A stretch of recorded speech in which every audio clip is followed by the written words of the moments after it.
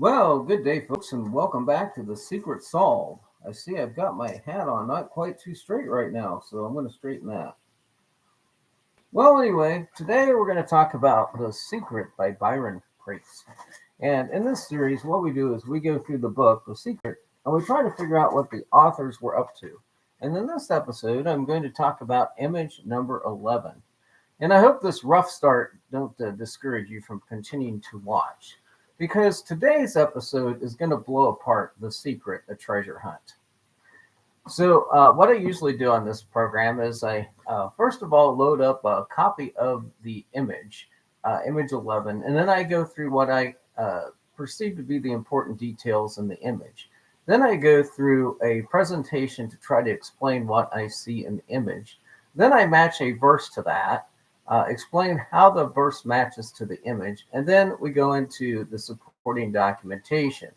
In the links below is a long list of supporting documents.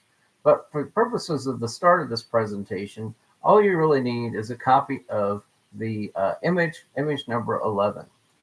So without further delay, let's just start discussing image number 11. Okay, so when I first look at this image, I see a lady that has dark hair and then has red hair, as in somebody that might be dyeing their hair.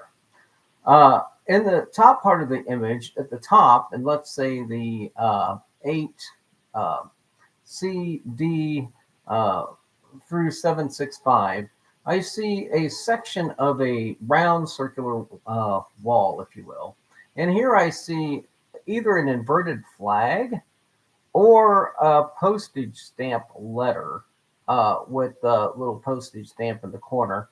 I then see a heart at the 5, 6, and the C location.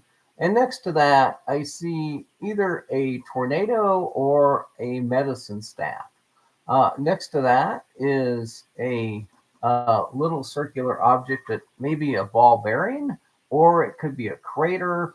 Could be a crater caused by a ball bearing. And then next to the tornado, I see a sequoia tree. I see a tall tree so in between the tornado and the little round dot, I see like a sequoia tree, a really tall tree. Okay, so you keep going around this image, and I see the shapings of a snake in the round object from the G, H, and I, J, heading towards the hair of the image figure. Then on the other side in the background, I see the the continuing of the wall until you get to the center figure. Now, looking at the figure herself, her neck has, I don't know, a strange appearance in these two mounds, if you will, that's in a lighter shade.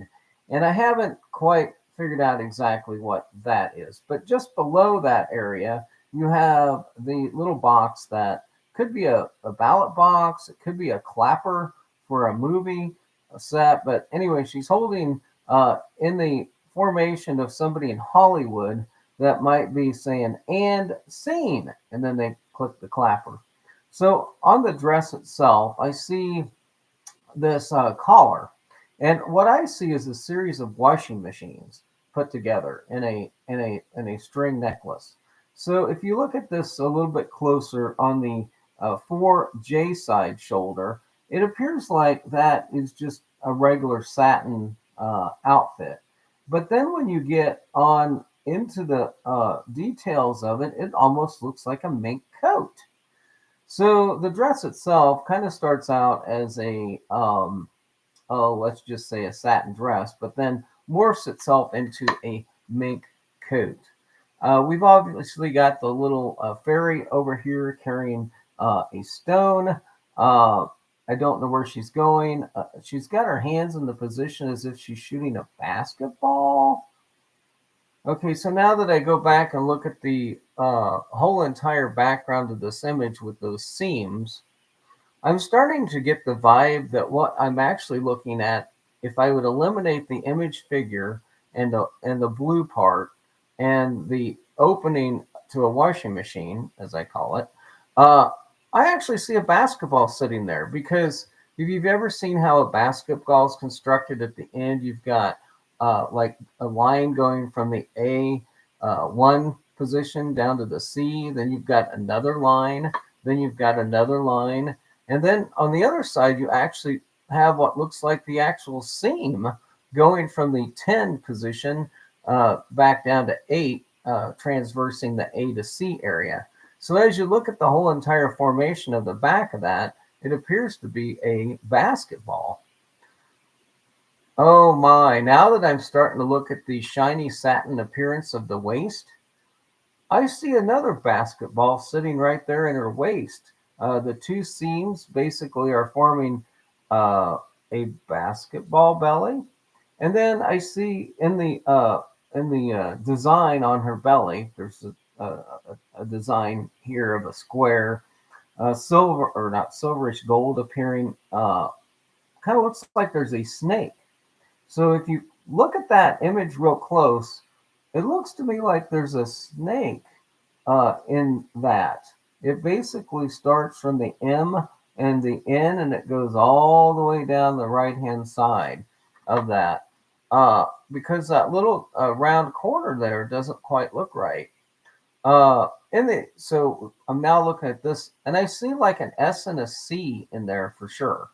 I've been looking for rabbits in there, and I don't know if there's a rabbit in there or not, but I think some, so there's a stylistic S, and then the beginnings, I think, of a C. So over here by the just below the the girl with carrying the jewel, just below that in the back of the wall is a 212 and then a little pock mark, like it's 212 degrees where you're at. Well, we all know that's boiling water, right? That's the point at which it boils. And then we've got this flower, and people get so focused on the flower. I just not even going to try to explain it. Other people have explained what the flower is. Okay, so next we have basically a stand holding a basketball. I mean, hold on.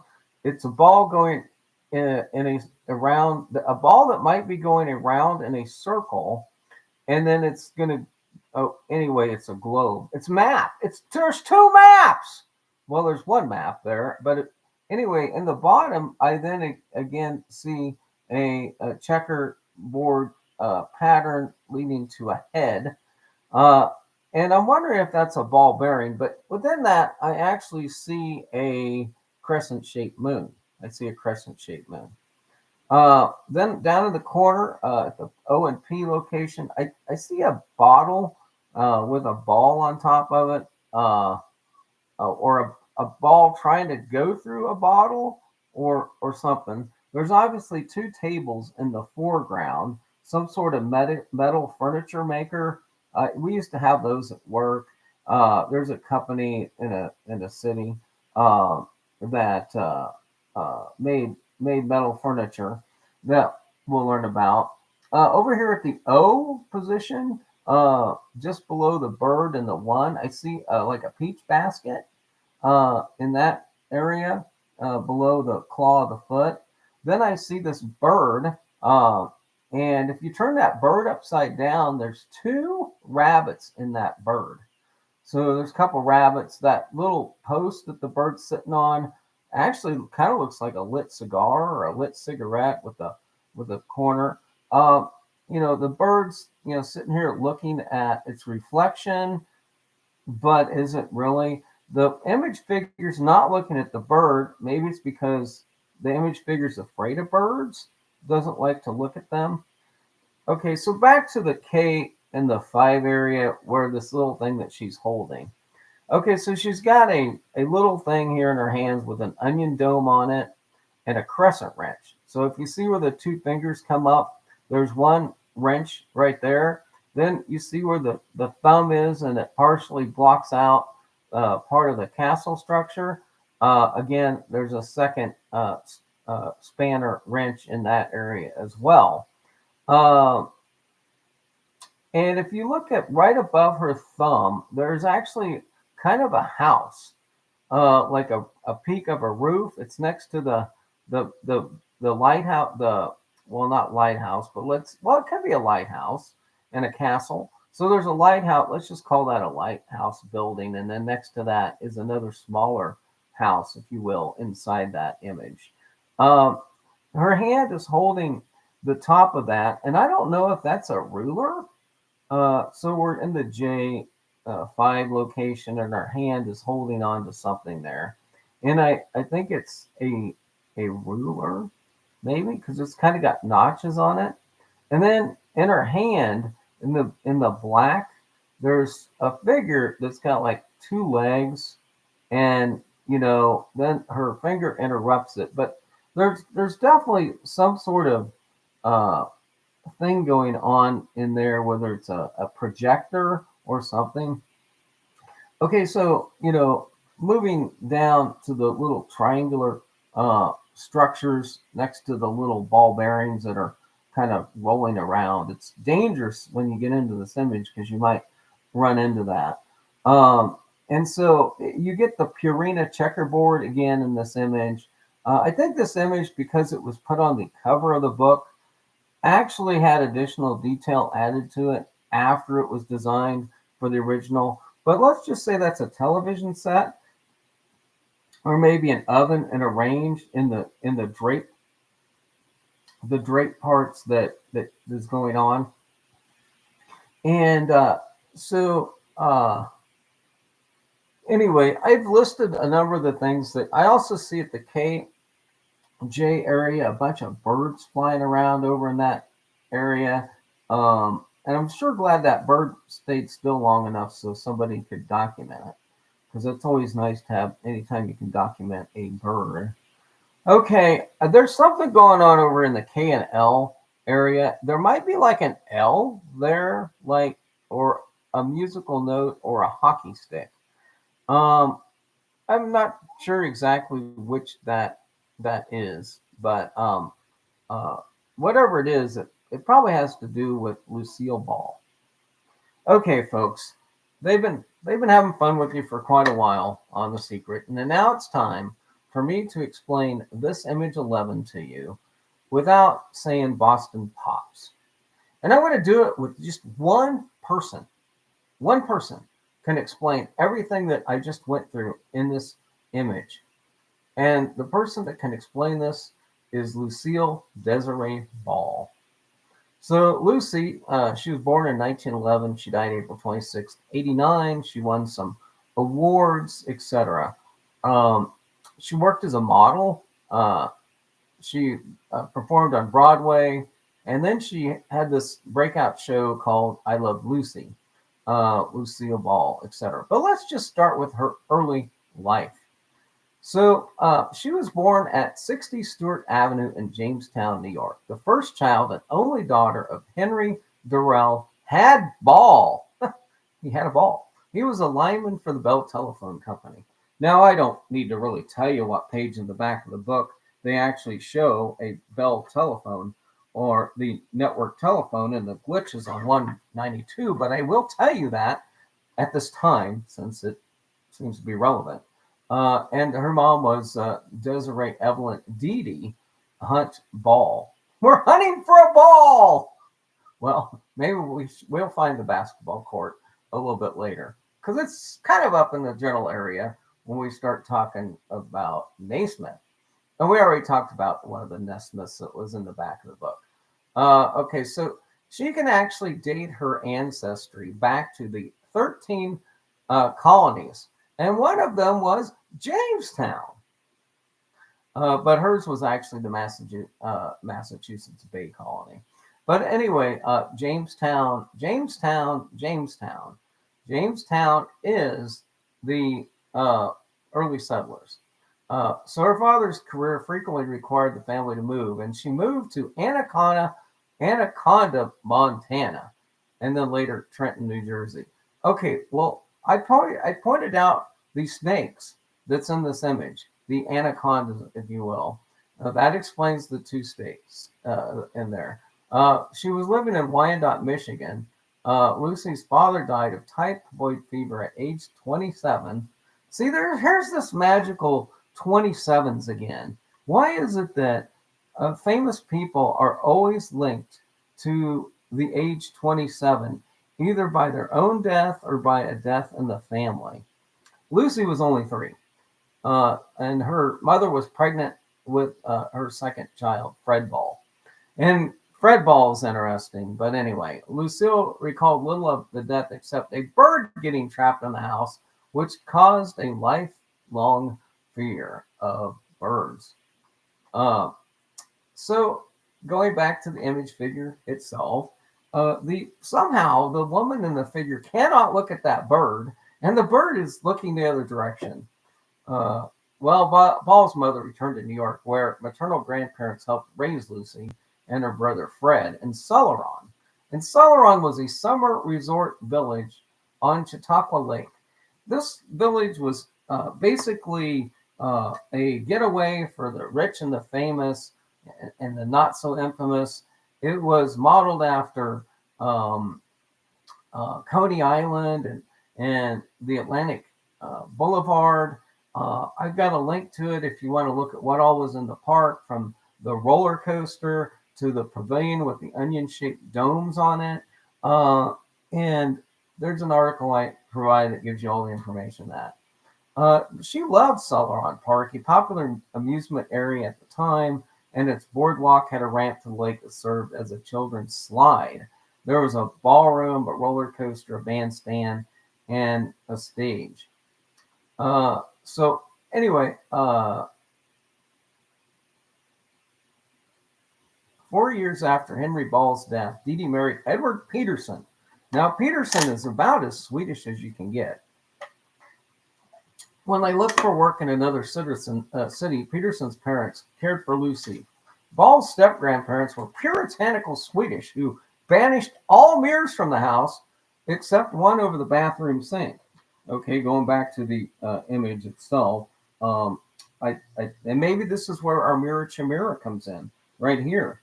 Okay, so there's definitely, like a bathroom vanity in the particular image that we're talking about.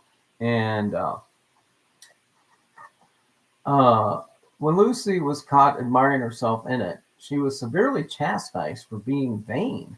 Well, mirror, mirror on the wall, who's the fairest of them all? It's the mirror chimera. She later said that this period of time affected her so deeply it lasted 7 or 8 years. Oh, 7 or 8. Is 8 a friend of octave? Is 7 the month July? And is August the 8th month? I don't know. When Lucy was 12, her stepmother encouraged her to audition for the Shriners organization. And I have yet to give the solve that involves the Shriners. And I'll do that at some point in time. But it's important to know that you can link the stories together by looking at identifying the image figures and what they're involved in. So she found out through this that she could gain attention by doing this. Okay, so she hooked up at 14. She started dating a 21-year-old, and her mom was unhappy. After about a year, her mother tried to separate them by exploiting Ball's desire to go into show business. So she basically enrolled for a school of dramatic arts. Betty Davis was another instructor. So I don't know why it doesn't include this in the story, but I can explain the little pockmark on the wall. So at some point in her growing up, there was somebody shot a gun in the house, okay, and left a bullet hole. All right. And so again, there is the story of the bullet hole in the house when she was growing up. But as we move on, we're going to talk about Hattie Carnegie. So she began working as a model, and Carnegie ordered Ball to bleach her brown hair blonde, and she complied. Well, in this particular image, we have a brunette with red hair. And as you know, if you know anything about Lucille Ball, she was a redhead when it came to her movies and her television show. And so early on, she started changing her dark hair to a different color. And at the time the book was printed, her hair color was probably white. Anyway, she was bleaching it red. Ball said, Hattie taught me how to slouch properly in a $1,000 hand-sewn sequin dress and how to wear a $4,000 sable coat as casually as a rabbit. Remember, she's wearing this as casually as a rabbit. And remember, I pointed out the rabbit ears in the bird and the two rabbits that are in that image. But I also pointed out, look at the dress. Look at the dress. Look at all the adornment. Look at all the sequins on the dress. How many sequins are on the dress? Oh, how many sequins are on that dress? Okay. Anyway, and look at the satin appearance of it in areas, and then look at the coat as it becomes a mink coat, as the dress becomes a mink coat. Oh, okay. So anyway, she ended up in New York working for Carnegie, and then I don't know if she worked for the Ziegfeld Follies or not, but she ended up being a cigarette girl. In other words, she was the Chesterfield cigarette girl. Now, if you get to the back of the book and you look at the Filthy Hobbit is going to show you the face. The face in the back of the book of the Filthy Hobbit is in an octave. You don't have to go there and look yet because we will cover it later. But when you go to the back of the book and you go to the Filthy Hobbit, you'll find that the face of that Filthy Hobbit is got an octave shape to it. Okay, so she was in the pigskins, some Marx Brothers stuff, top hat. I was wearing two hats earlier to start this, but I went down to one now. She appeared in Too Many Girls. Okay, well, let's get back. Let's get to where she actually is with Desi Arnaz. So my favorite husband was a successful CBS show, and her husband in real life was Cuban band leader Desi Arnaz. Now, remember, I covered in my previous episode the Cuban connection to the statue of Worth in New York. But this one links to that one because you have the Cuban band leader, Desi Arnaz. And if you look at the post that the bird's sitting on, I'm now thinking that might be a lit cigar.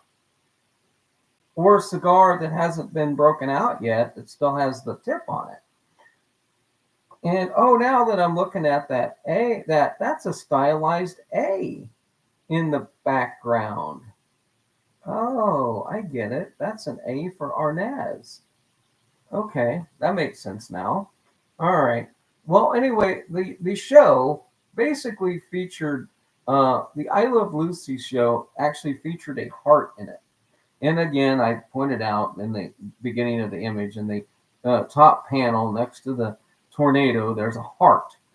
Well, this might explain why there's a heart there. Her show was sponsored by Philip Morris. That's another tobacco reference. And if I remember right, I think Lucille Ball might have been a lifelong smoker. So if you look at the publicity photo for the very first episode of Lucille Ball Desi Arnaz show, you'll see them holding some balls. Isn't that interesting? That's how they promoted themselves.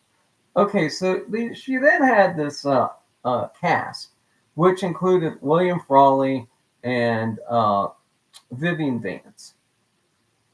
And you can look at William Frawley for a while, and then we can go to the book and we can look at the very first image of the West Ghost, and we'll see if he's in the tub. I think he's in the tub. And Vivian Vance, I think Vivian's in the tub. But we'll explain that later. I just want you to look at the cast of I Love Lucy with William Frawley, Desi Arnaz, and Vivian Vance. Then in the next picture on Lucille's Wikipedia article, in the 60s and 70s, you have a picture of Ann Sothern and Lucille Ball in 1957, where you've got a guy holding the clapper, the the actual clapper to make a film. Okay, almost everyone has this. Okay, so she was on Broadway. She basically she was in the musical Wildcat. But anyway, she ended up having her own studio. And I mention this because in the back of the book, they talk about studio executives, they talk about television broadcast, and they have several mentions to Hollywood. Nobody in the other groups that are doing these secret puzzle reviews has explained why the back of the book mentions the word Hollywood 20 times at least. The actual word Hollywood. Well, maybe it's because one of the puzzles actually has to do with Hollywood. Her appearance on the Dick Cavett show in 1974 is important in that I think Dick Cavett has something to do with these puzzles, but I haven't been able to put him together. So there's a promo shot for Here's Lucy. So in 79, she signed a deal with NBC under Fred Silverman's watch after 28 years of working with CBS. And so she was actually with CBS for a really long time and then finally went to NBC. She was involved in a production at that time called Lucy Calls the President, which featured Vivian Vance, Gail Gordon, and Mary Jane Croft.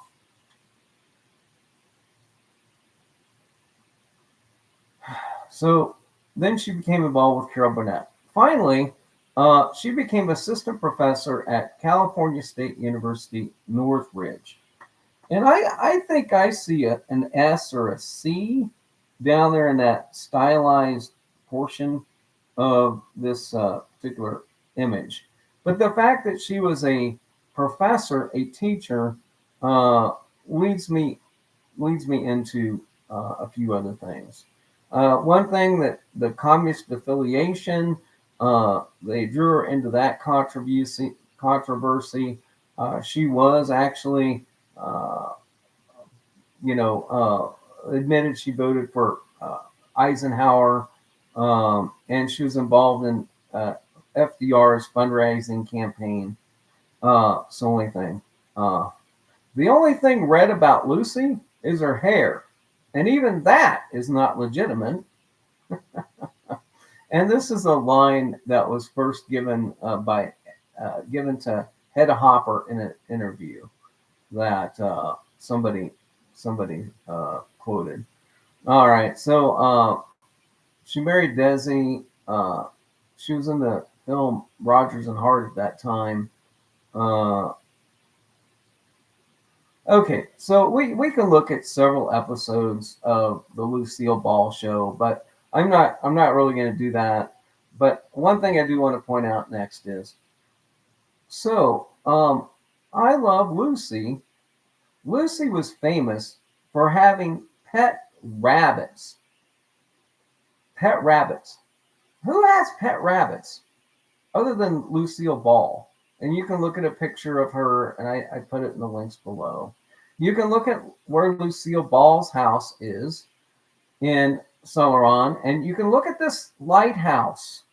Okay, now that you're looking at the lighthouse, go look at the two-windowed structure above the thumb.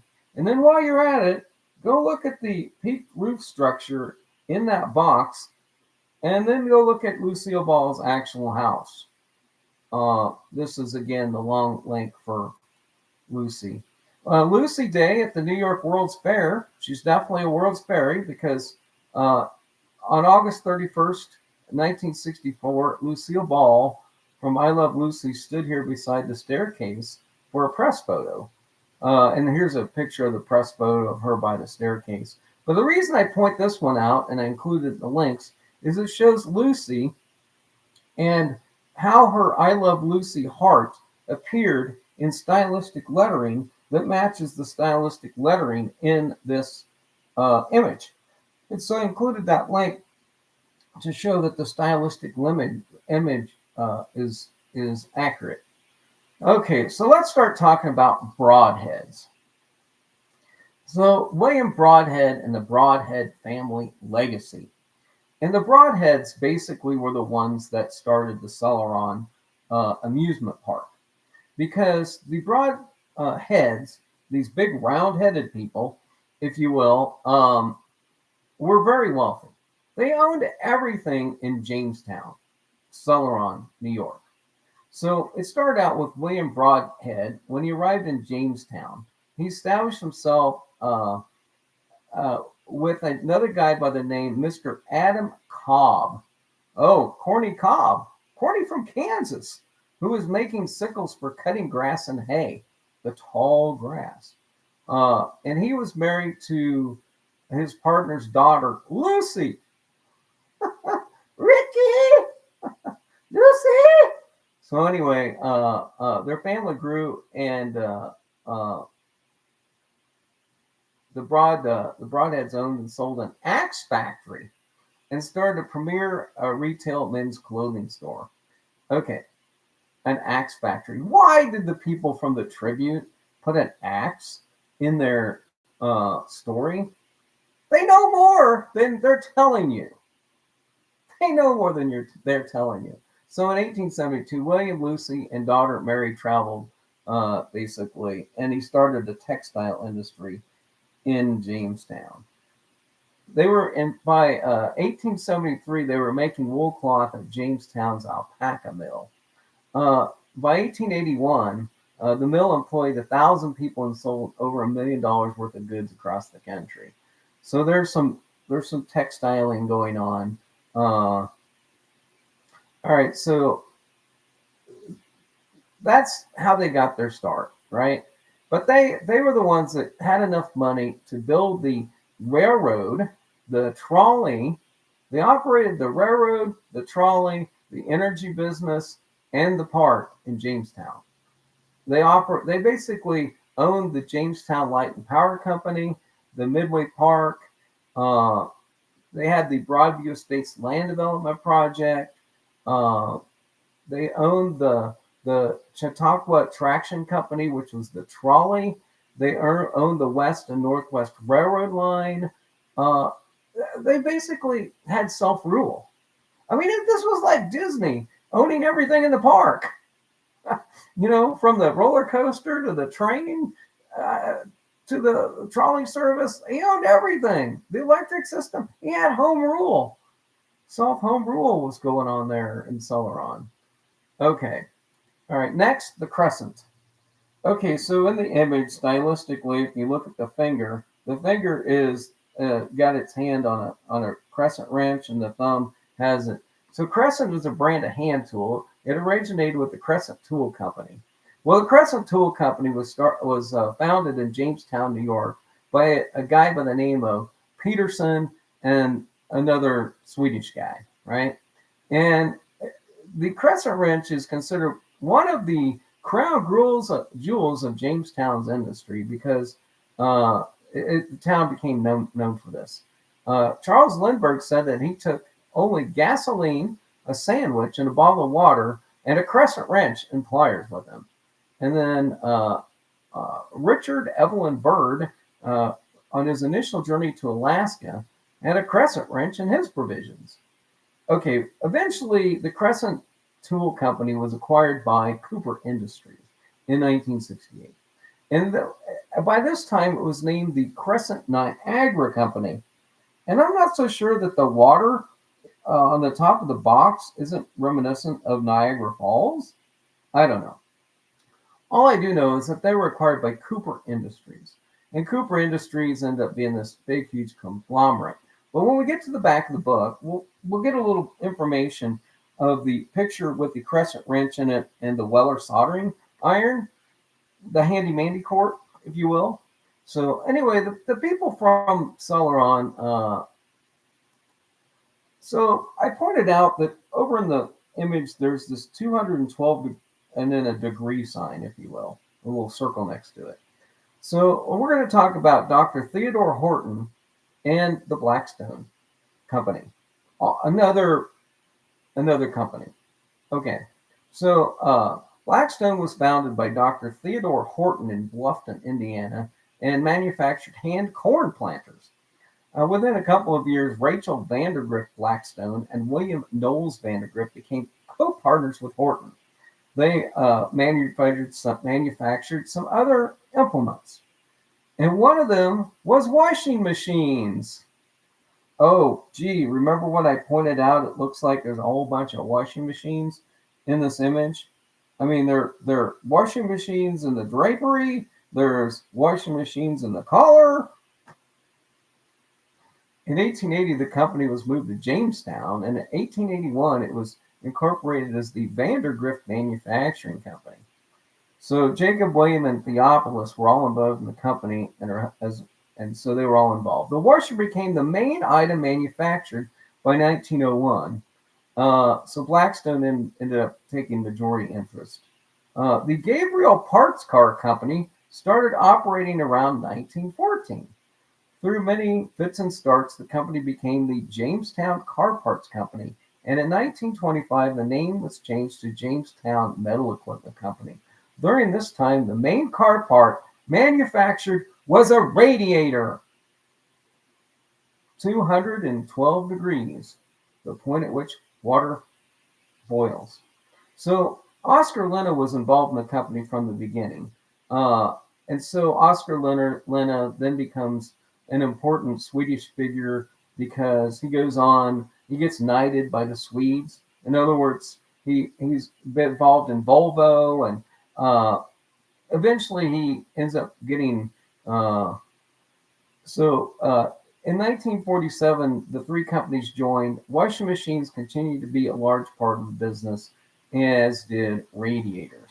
Now, I don't know if this is the appropriate time to bring this up in the back of the book, but I'm just going to do it right now because some of you are getting ready to log off and say, what the fuck is this guy talking about? So now I need to go find the picture of Lucille Ball coming out of a washing machine.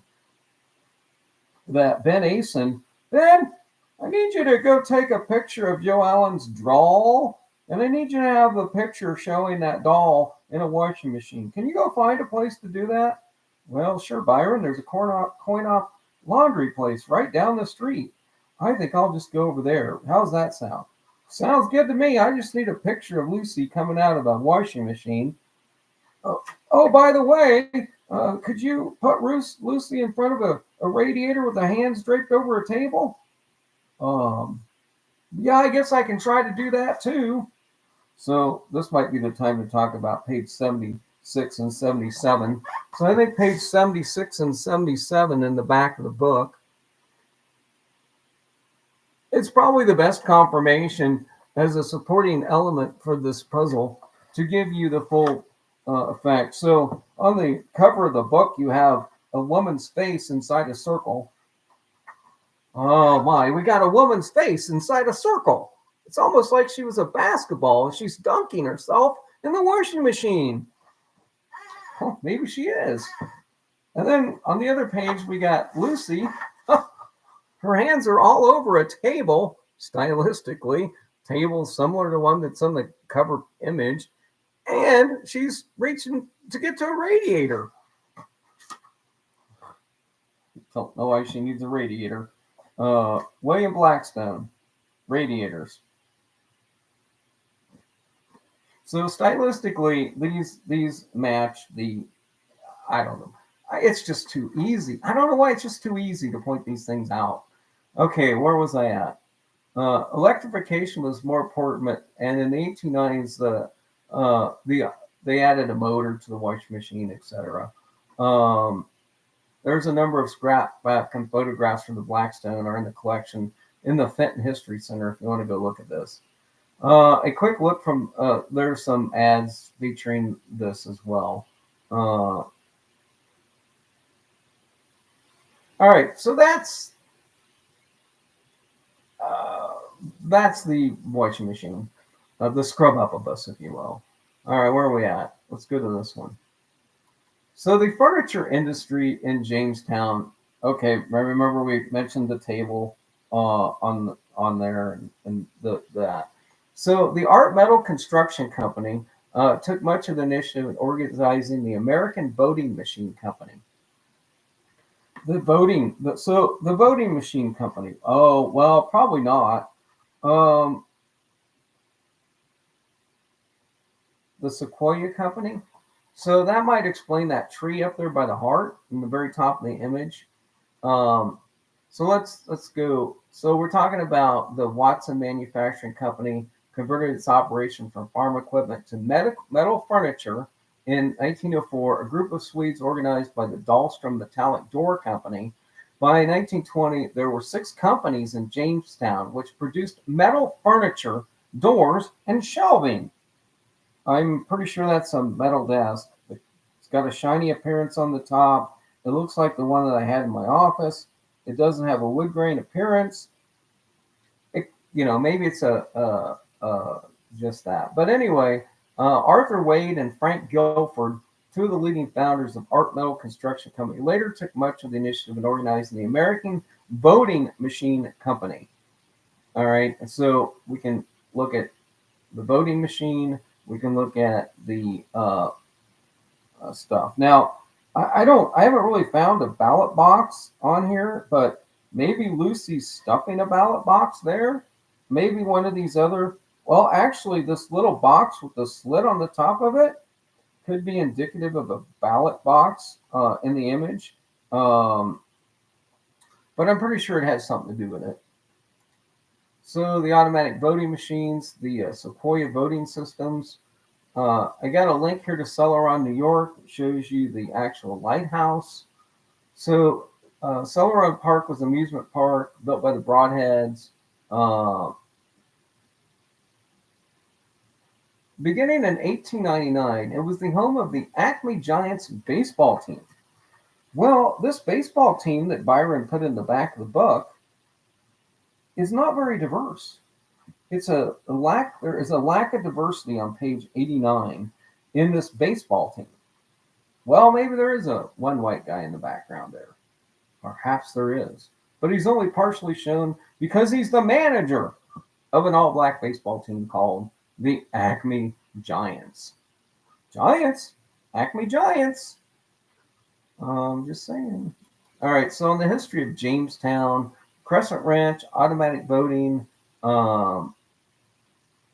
it's called the furniture capital of the world. It used to have a furniture mart. So we talked about automobile components, etc. I'm not going to really talk much about the founding, but the founding had. So anyway, the Pendergast Library is stylistically similar to one of the buildings that the image figure is holding. So I'm just going to provide the Pendergast Library. Okay. All right, so let's just say you think I might be onto something with my ideas of Celeron and Jamestown, New York area. Let's say we try to put a verse to it and figure out how this could all work together. Okay, well, one of the verses has the line that says, "Ride the man of Oz." And I'm thinking this could probably be L. Frank Baum. And he was born and raised in upstate New York. And he moved west after theater and playwright failures. And then he moved to Chicago. So maybe this is where we start with Lyman Frank Baum. Lyman or Lyman? Oh, it's Lyman. And how he could be partially related to this particular puzzle. So his father succeeded in many business, including barrel making. Okay, so we've got this guy, L. Frank Baum, who has something to do with the Oz connection. And his father is making barrels, right? And so back when he's making these barrels, they're probably made of wood, and they probably require some curvature making with a metal, if you will, and shaping boards into a barrel. I've seen a barrel a couple of times in the back of the book, that stylistically is from this period, and so possibly that's. But Bob grew up on his parents' expansive estate called Roselawn. Uh, and anytime I can find a rose or a lawn, I'm excited. And he spent 2 miserable years at Peekskill Military Academy. Well, the Peekskill Academy basically was built next to a hanging tree. Uh, the Academy, Peekskill Military Academy, is an academy for young men and women. It was built by a hanging tree where a British spy was executed in 1777. Why did the new people that are producing the secret tribute include a hanging tree? His bones were discovered and relocated during the construction of the dormitory in the 1960s. Uh, okay, well, I've spent enough on that joke. Okay, you can read about, I provide this great link about Celeron.org history, and it shows you some pictures of the old park. So George Washington didn't sleep here, but it's reported that Babe Ruth played an exhibition game against the Acme team. No, just kidding. That was later. But anyway, this baseball grounds hosted boxing matches, football, lacrosse, cricket, and soccer. Every major league professional baseball team of the day played in Celeron. Jim Thorpe, Babe Ruth, etc. So anyway, it has a rich history of baseball and people that played there. The site of the Gurney Ball Bearing Company. So the Gurney Ball Bearings, got more balls. Maybe those are just ball bearings, suppose.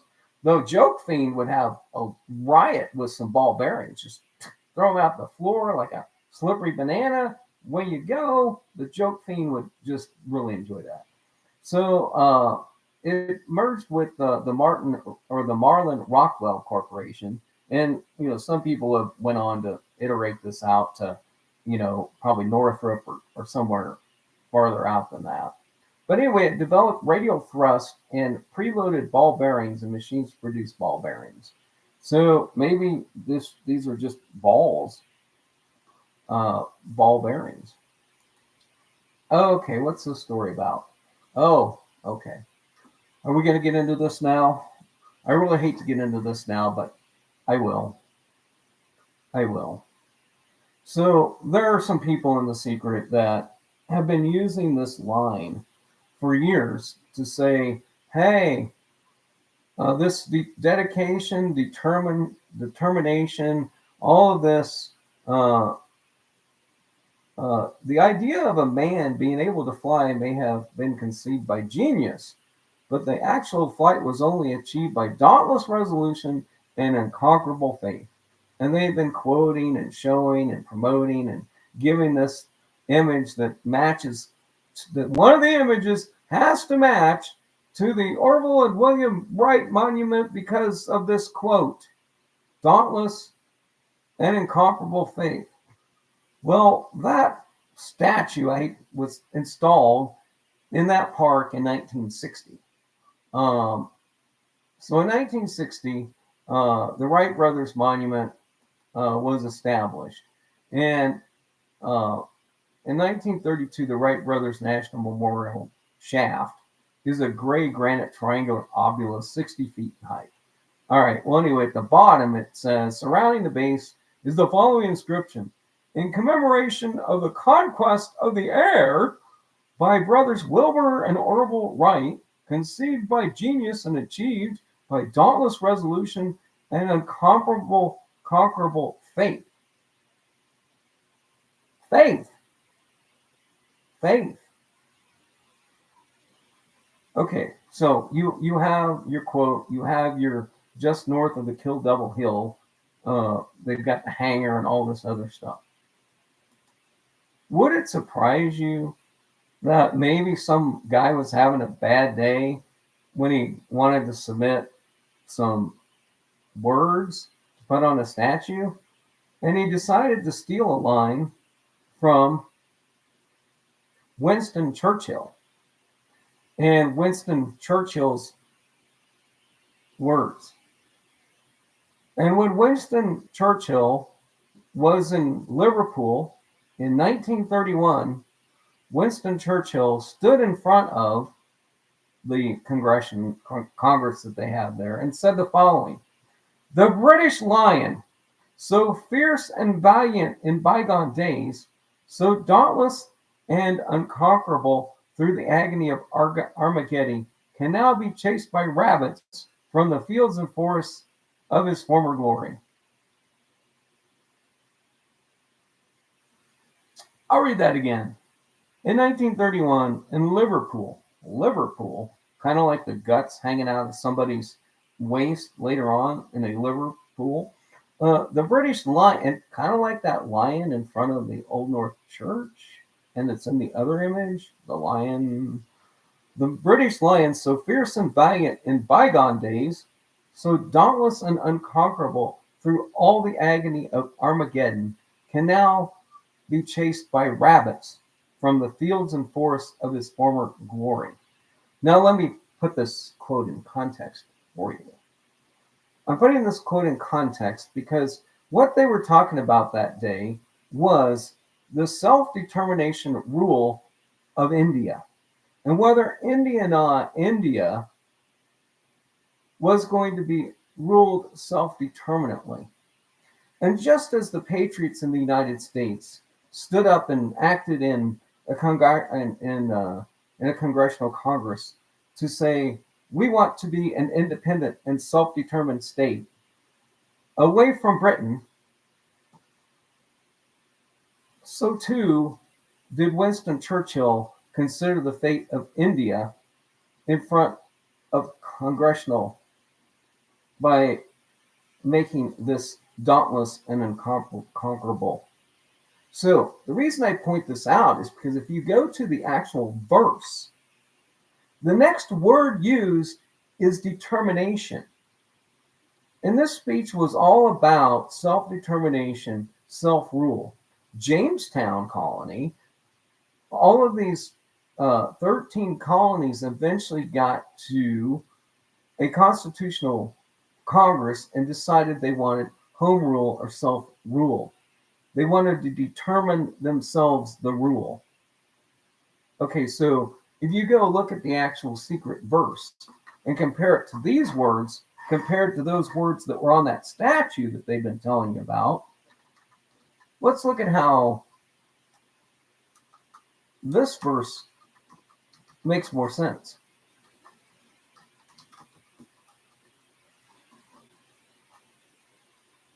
I had to pull this one up. So in verse 11, it says, to achieve by dauntless and unconquerable determination. Now let's compare the wording in the monument statue that was put in front of you by the Wright brothers. Their wording is dauntless resolution and unconquerable faith.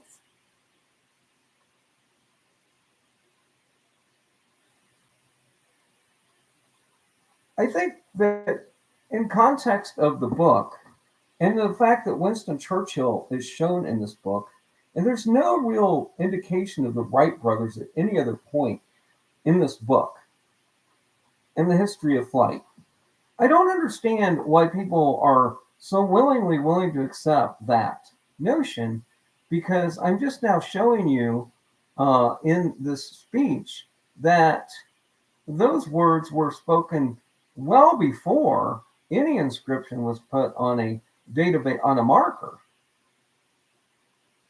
And how, in what puzzle are you showing aviation? The juggler? Is the juggler flying? Is the lady wearing the dress? Are these water animals sitting on hydrants? Are they showing you that? Is your flight reference the person that's hovering above water? How do you even bring the history of flight into this by any of these images? I just don't see it. I do not see where any of these images would point you to that conclusion. But I can have an image, if you include the words of Churchill referring to self-determination, and the next word in the line of the poem is determination. I provided you a couple of links where the British lion, so fierce and valiant in bygone days, so dauntless and unconquerable through all the agony of Armageddon, can now be chased by rabbits from the fields and forests of his former glory. Okay, I mentioned Lucy and her fascination with rabbits. I've now mentioned Winston Churchill's line that has to do with rabbits. I have yet to explain the basketball belly, and I'm going to do that now for you. And again, the back relief looks like basketball. There's a few people who like McGill University, and they've almost said, oh, McGill University, Montreal is important to the puzzle. I agree, because James Naismith was a Canadian-American physical educator, physician, and Christian chaplain. They love these chaplains in the back of the book. And he was sports coach, best known as the inventor of the game of basketball. Whether he truly invented basketball or not, because there's some other people that claim, like this guy by the name of Herkimer, also claims that they were playing basketball in it. The thing is that the basketball game could have maybe actually been invented by a Swede and then refined by Naismith. So if you pull up the wiki on James Naismith, you have a guy holding a basket and a ball. I'm going to the back of the book now because I think it's important to do that. And I'm going to look at image on page number 65. And I'm doing this with the images, not the verses, because they're easier to understand than me reading something to you and then you have you comprehend it. But in this image, stylistically, you have a basket sitting on a pedestal base. In the basket, you have two characters from the I Love Lucy show looking at a ball, a crystal ball. And then floating above that, you have somebody holding a glass of wine or a TV clicker. I haven't decided what that guy's holding quite yet. But anyway, so you have basically basketball. You have a crescent moon above it, the Crescent Wrench Company. And then you have this guy in this collared shirt. Or is that a gal? I'm not sure. I need to really figure out. Oh, maybe I have figured that out now. So stylistically, this guy looks like another guy that appears later in the book wearing a Santa costume.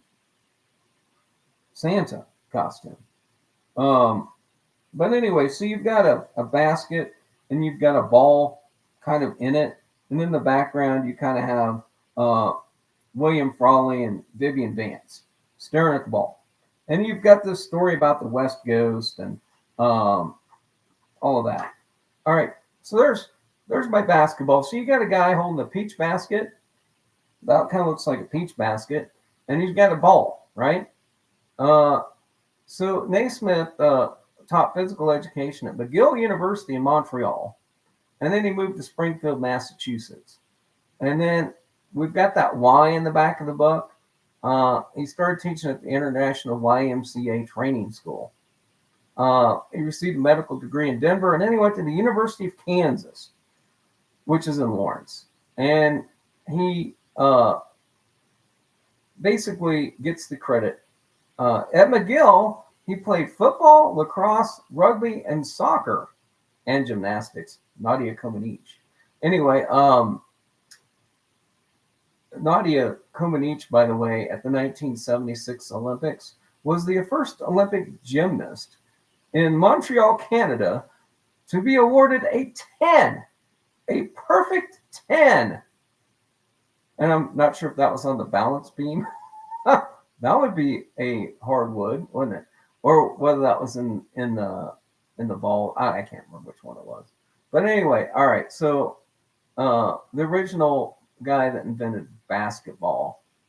So he grew up just in Canada, north of, and has relationship to a certain area of New York outside of the city.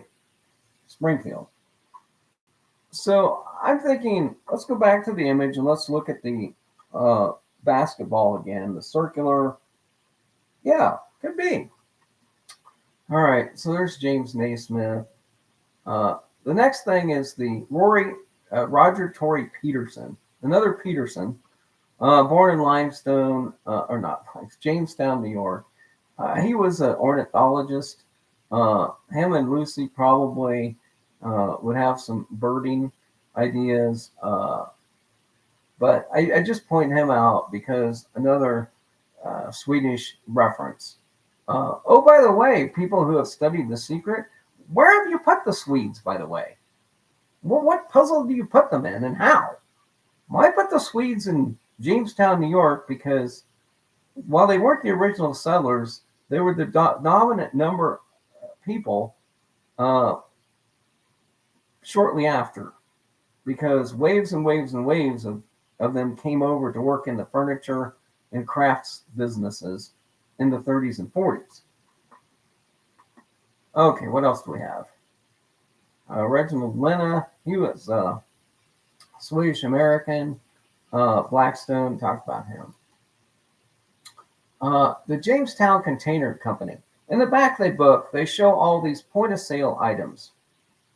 And there's one story about the guy that invented the automatic checkout machine, the cash rate, the ability to go to like a Piggly Wiggly and check out your merchandise. Well, back in the time that The Secret was written, a good chance was that the display items were made by the Jamestown Container Corporation, who made corrugated packaging ready-made for point of sale. And so I point the Jamestown Container Company out here. So if you want to, what was my December reference? Was December the, well, I'm trying to figure out my verse. But to pass two friends of octave. You know, I just consider that either the octave in this case is not capitalized as in if it's a person's name. So I just consider this two octagonal shaped structures in December. Ride the Man of Oz, and if this is the Wizard of Oz or somebody that was in or related to the Wizard of Oz, or just the fact that Frank Baum grew up in upstate New York, to the land near the window. Now, the land near the window is simply the Celeron Lighthouse. There's a road that leads to a dark forest. Well, dark forest is a reference to Sweden, for sure, where white is in color with two maps. Okay, this is where it might get difficult for you with the mica and the driftwood. This is where it might get a little difficult for you to follow. But I shall try. So the process of compositing, as in like making a backboard for a basketball goal, often included the use of either mica or particle wood. And there's a process in which you make this structure. And I'm not going to go into the detail of that because the next line gets you to where you need to go. Under that which may be last touched or first seen standing.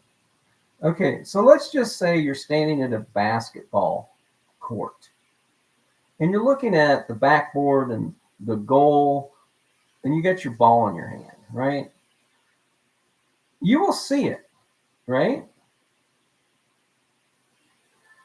But you won't be able to touch it.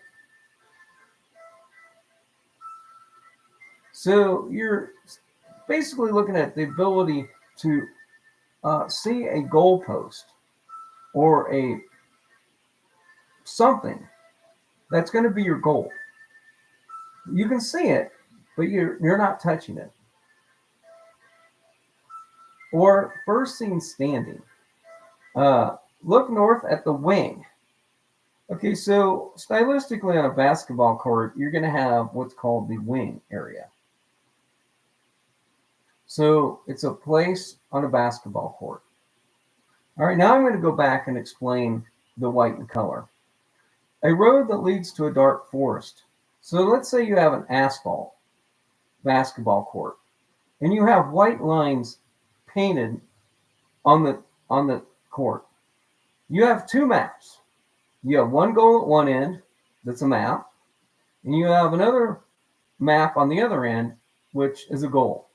Now, what is usually painted on a basketball court? A circle and a square. So you've got the box and the free throw line, and then you've got the circle above that. And if you go back to basketball before the three-point line, that would be another line on the court. But let's just say this is before the three-point line, which would be another circle. But on the basketball court before that, you had the square, the box, and you had the circle.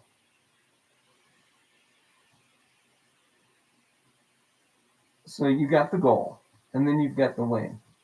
And you're going to achieve, by dauntless and unconquerable determination, your goal. Well, your goal is self-determination. So in the original rules of basketball, this basically ended up being like a street brawl. And in the modern day 1980 basketball scene, when you played outside on a court like that, it was a basket brawl, if you will. And so I'm saying that this particular item isn't a basketball goal, because there's a basketball on the belly. The back appearance is that of a ball, a basketball, and how it would be shaped. The head is the circular head, and you actually have a ball going through it. All right, let's look at the back of the book now. So I appreciate your indulgence so far in this presentation. I have become quite long-winded. So the maitre demon is sitting upon a railing on page 59. This is basically where the basket was originally placed. The guy in the shoe is wearing a shoe but has a rather long leg and looks like a really tall person. In the prep schools, there's a guy standing or a gal standing with really long legs and basketball shorts. In the West Ghost, you have a peach basket, a ball stylistically on top of it, and somebody holding a glass of wine. Well, there's a famous episode where Lucy stamps out wine. The pilgrim is, there's nobody other than the Shakers more pilgrimish than the Moose Lodge. And the Moose Lodge is interesting. I'll get to them in a minute. Nixon had a Freudian slip. Anyway, so I'm going to skip that one. So we get to the joke fiend. And the joke fiend has this corny guy with the cob. And remember, part of the, who's a better joke fiend than our friend Lucille Ball? And a trip to the Catskill Mountains in 1838. Well, who else was in the Peekskill Mountains in 1838? Who else was in the Peekskill Mountains? L. Frank Baum was going to school in Peekskill. The household unfamiliars. The refrigerator is another appliance that was made in Jamestown. I've already explained the Scrubopopus. And if you can't go to Jamestown right now, based upon the Scrubopopus and the washing machine and how it matches Lucy and the radiator on the front, then and the table, I don't know what's going to convince you. But basically, the scrub up bus is I think the dead giveaway for this one. The handy mandy court has a spanner wrench in the top, and at the bottom there's Weller. Well, the Crescent wrench, as we talked about, the Crescent wrench was invented in New York, and it was purchased by the same company that bought the Weller soldering iron. The devil dogs are in a cabinet, obviously. A cabinet. Another thing that was made in New York. The Acme Giants. Acme Giants. Oh,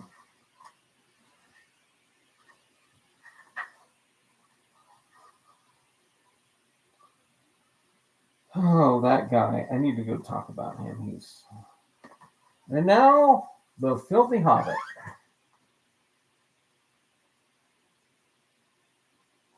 So in the Filthy Hobbit, pay careful attention to the face of the Filthy Hobbit, because he has an octagon in his face.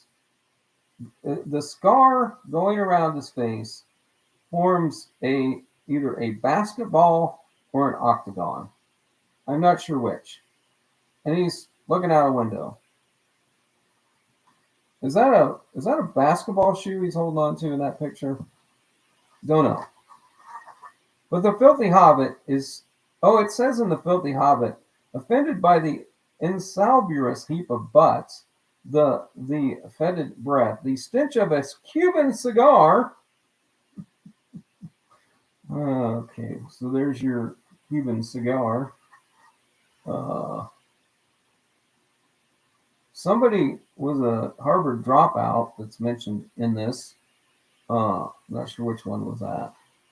The evil necromancers could be part of the story because there's a mirror in it. And in the mirror, one of the people that is not in, so like in the reflection of the mirror, there's one person who's not reflected in it. And we heard about how Lucy didn't like her mirrors. The glitches. The voting glitches.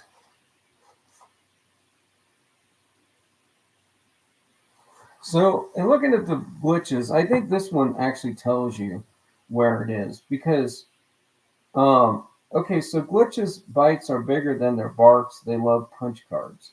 Well, punch cards, if you stylistically look at this, the bell aspect and the round faces, again, the round faces are the dead giveaway. Because anything that has one of these round faces in it goes back to this image of the round belly and the basketball belly. But in the background, waving over the ruler, I call that a ruler, is Yao Ming. I think Yao Ming is there. That little dot with the nose on it, I don't know if that's olive oil or who that is, but it's a tall person because they're able to see over the top. And, standing next to it, might be Naismith himself.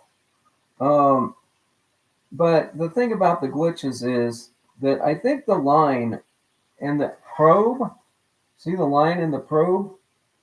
That's stylistically similar to the cigar thing, and the little tornado above it shows a foot right by the corner.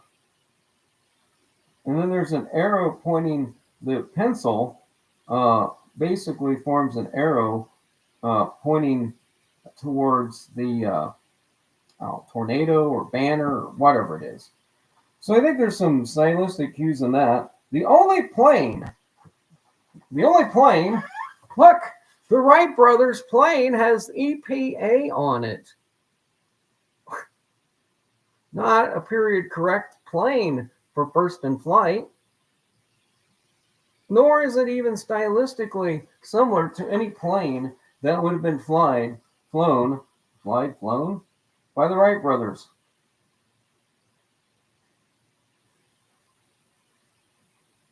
Yeah, EPA is on that.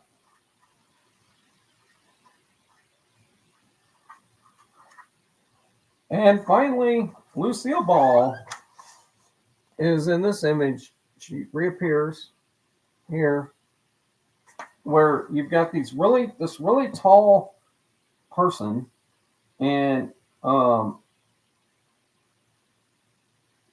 yeah, I don't know if this is the coronet lady.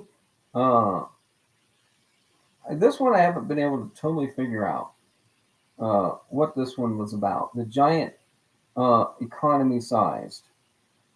The Bogacola, the treasure chest of cheese, the hard riding Fram's famous Frank Ranch over the sundries. Look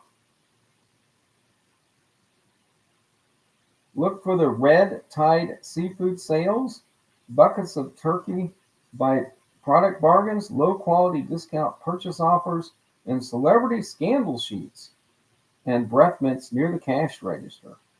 Well, the only, like I said, the packaging company could be the deal here.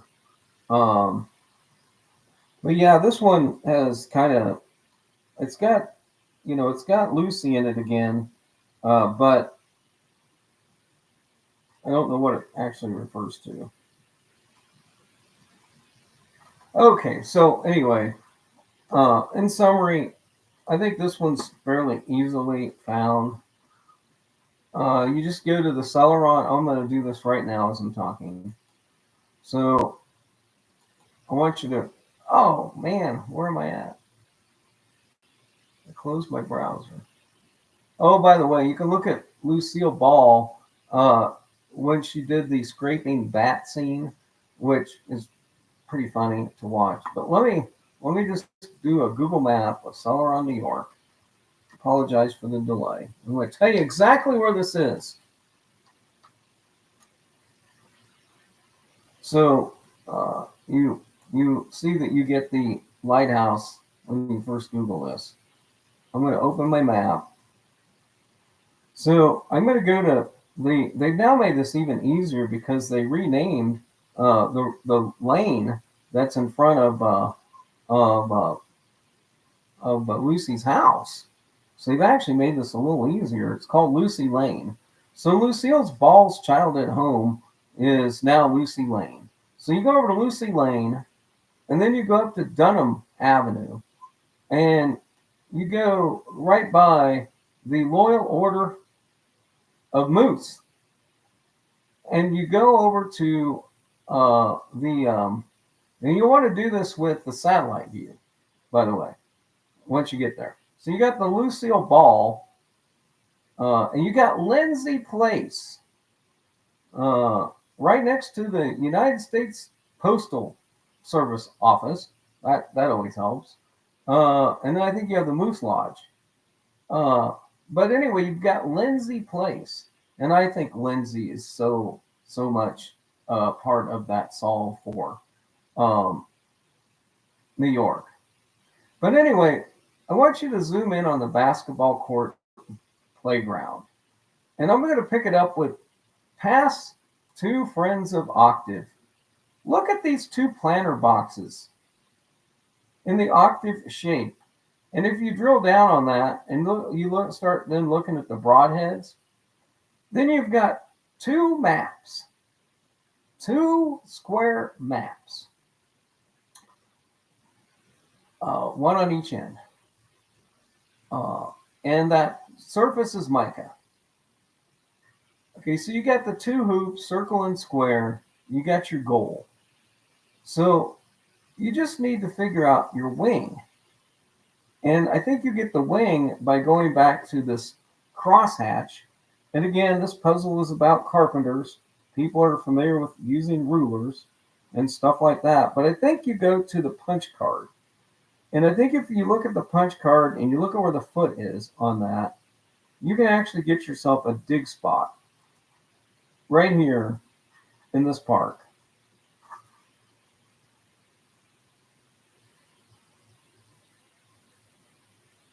because it looks like you've got the one line and you've got the two halves of the basketball court, or you've got two halves of the bottom, and then you've got the circle of the bell pointing. So I really think that if you work a little bit more with that image, but if I had to go dig somewhere, I would go over this goalpost on one or the other ends of the court based upon the description and figure out which would work best. Um, but I honestly think that that's because if the Celeron Lighthouse would be right there in your background, you'd be right there at the rocks. So the holiday, this resort has been called the Holiday Resort. In the back of the book has a holiday, the Holiday Harbor has been the Holiday Harbor for a while now. And there's a story in the back about the Holiday Inn and the Holiday Inn and the Holiday Inn founder. And if you've got the boat works where the water comes in directly, you could use a lot of different things here in other verses. But I think that's it. I think that's the. Don't go looking around the Lucille Ball statue in this park, please, because it wasn't there when the poem was or when the puzzle was put together. The Lucille Ball statue wasn't there, so don't go looking there. Just use this information about the goal and the description of basketball, first seen but last touched. Maybe that's the net. There's a cart. There's a shopping cart in the back of the book that has a webbing appearance to it. I'm wondering if that is actually stylistically a net, if you will. But I think if you go to this park, I think there's better opportunity to find this than anywhere concerning the Wright brothers. I guess I should just come back and do the funny part of this show.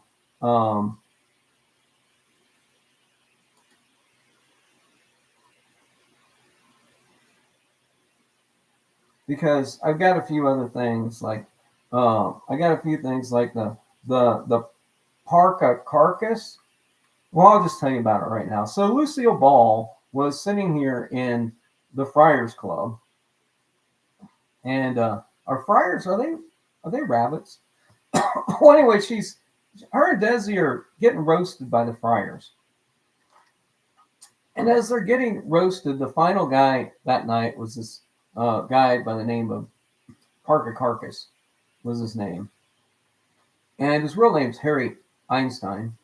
But anyway, he was born in Massachusetts, Boston specifically. That helps, and he was from a Jewish pawnbroker. That also, and his family came from Russia, which is always good. Well, that's what we like.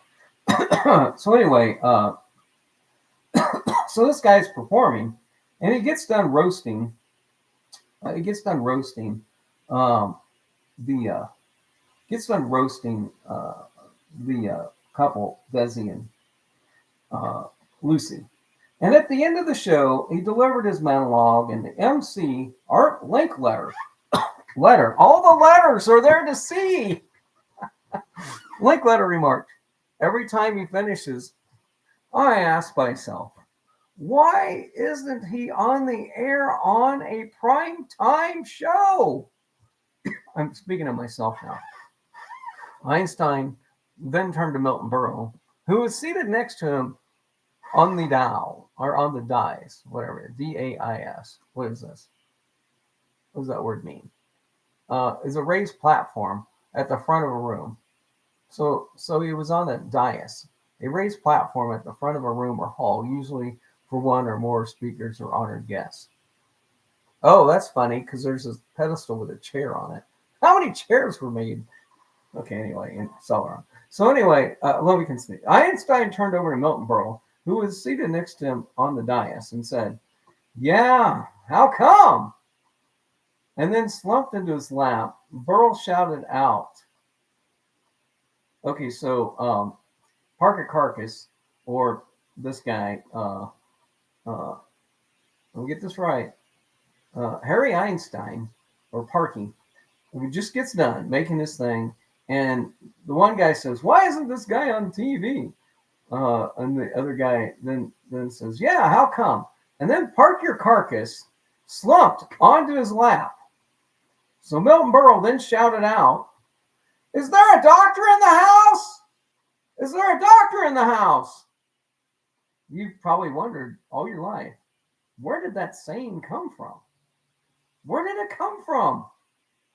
It came from this ad lib, and this has got to be one of the best and one of the greatest slips, Freudian, of all time, because they were at a banquet that was to benefit the local hospital. Then several physicians were in attendance. Well, the ad lib, the guy didn't really think when he said it, old Uncle Milty, but he said it anyway. "Is there a doctor in the house?" Okay, so how many doctor's references are in the back of the book? All right. So anyway, Einstein was then carried backstage, and 5 physicians worked to retrieve him. And one surgeon used a penknife, a pocket knife, to make an incision and massage it. They had a defibrillator. Anyway, they worked on that. So while that was going on, Arnez, the closing speaker, said, "This is one of those moments that Lucy and I have waited a lifetime for, but it's meaningless now. They say the show must go on, but why must it? Let's close the show now by praying for this wonderful man backstage who has made a world laugh." Well, and sadly, the guy passed away. But there's the story of Park Your Carcass. And I don't know how I can top that, except by maybe saying this. I got one more thing. And this might not even belong in the show. But there's the story of Park Your Carcass.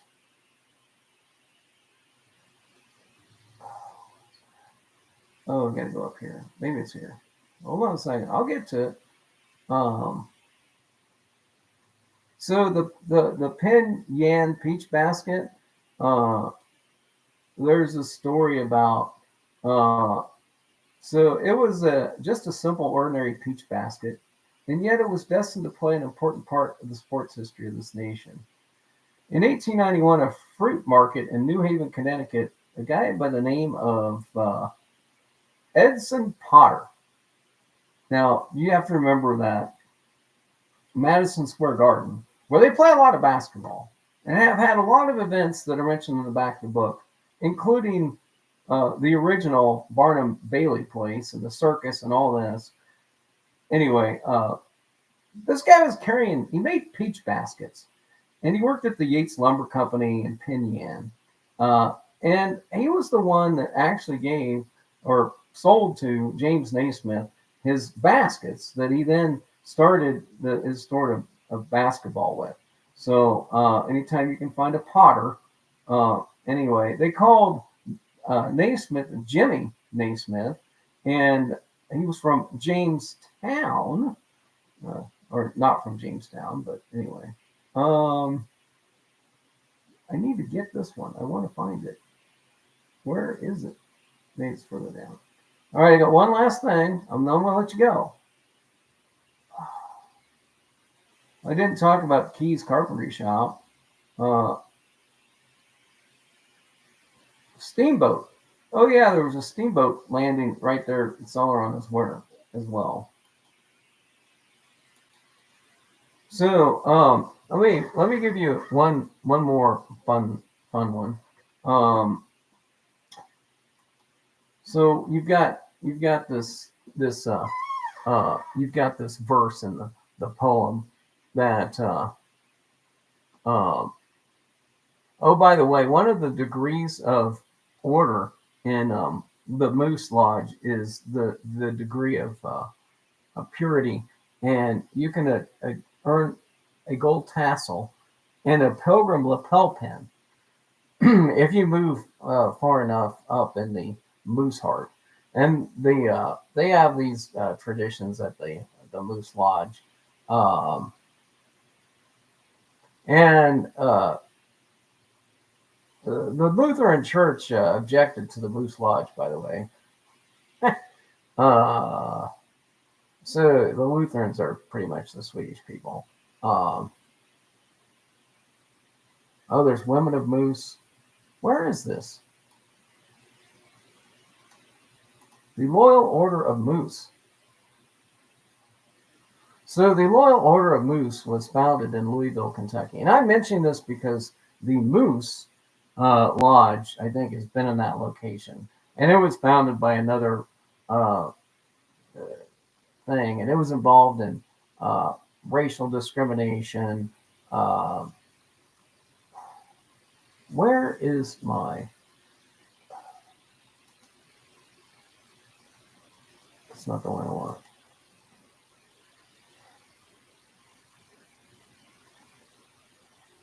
So there's a playing of a song that is a hymnal piece.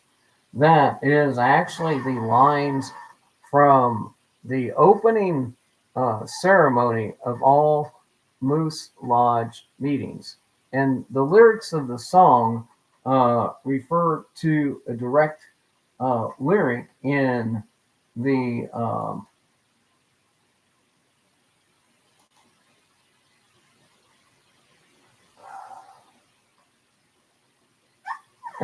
ceremony itself.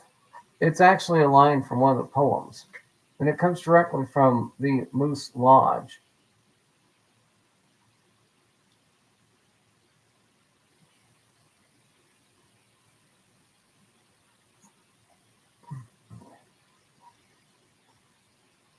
Oh, rituals. The ceremony. Well, maybe I'll just do another one on it because I assume I have lost uh, my bookmark on the opening song at a moose meeting. Because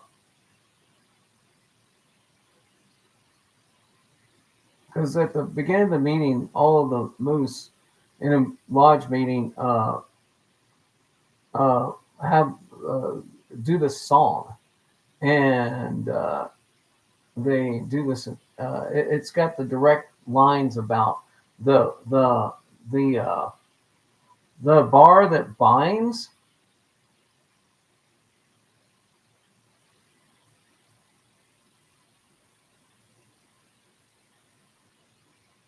So anyway, there are two lines in one of the poem that come directly from the moose ceremony. That's all I'm going to say. All right. Well, in summary, if you go to Sullivan Park, if you go to this, you can. If you use Lucy, you can explain everything in Image 11. And if you use Verse in Image 11, and you ignore the crap about aircraft and octave chanute, throw that away. Get rid of all that. Just throw it away. It has no bearing on the secret. And believe in me that that quote comes from Liverpool, 1931, and the Lion speech about self-determination and self-rule of India. We will have unlocked the secret from those people that have been holding it captive for years now. All right, well over an hour. I appreciate everybody that joined in.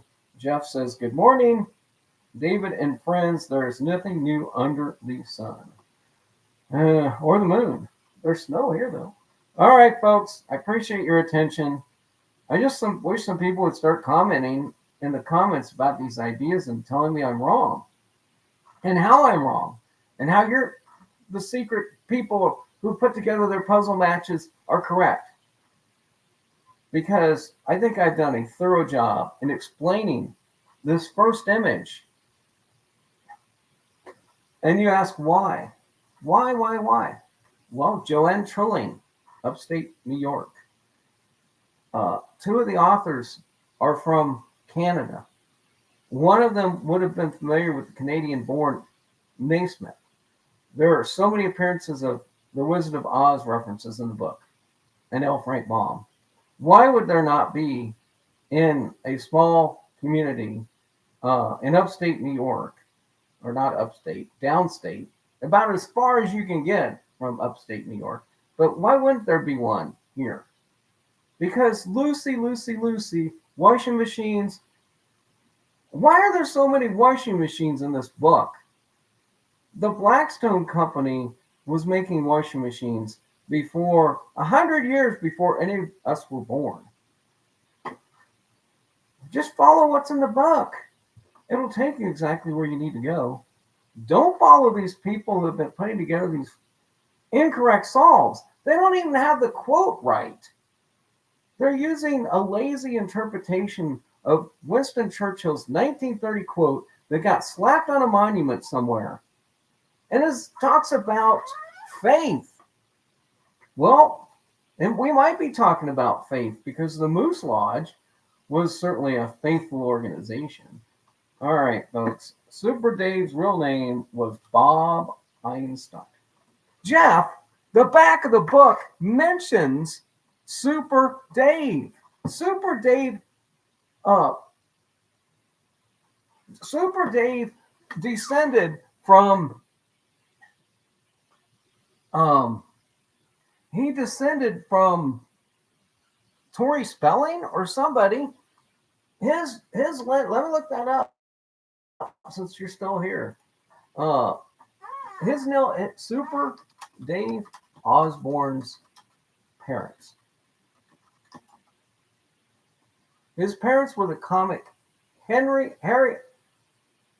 Oh, you're pointing this out to me, and I read this yesterday. Yes, absolutely. Super Dave's parent, his father was the guy, Park Your Carcass. That's his father. That is his father, is Park Your Carcass. You are absolutely correct. Stuart Robert Einstein, and Super Dave. Yep, he is a descendant of Harry Einstein, which is Park Your Carcass. Well, thank you for reminding me of that. I did look that fact up yesterday. All right, folks, I'm gonna go. Hope you guys had a good time, and I'll do a little revision this show, or I'll put it in the comments where I found The Bar That Binds and that song. I might even put a link to the song. Anyway, well, hey, Amy Gwen, thanks for joining in.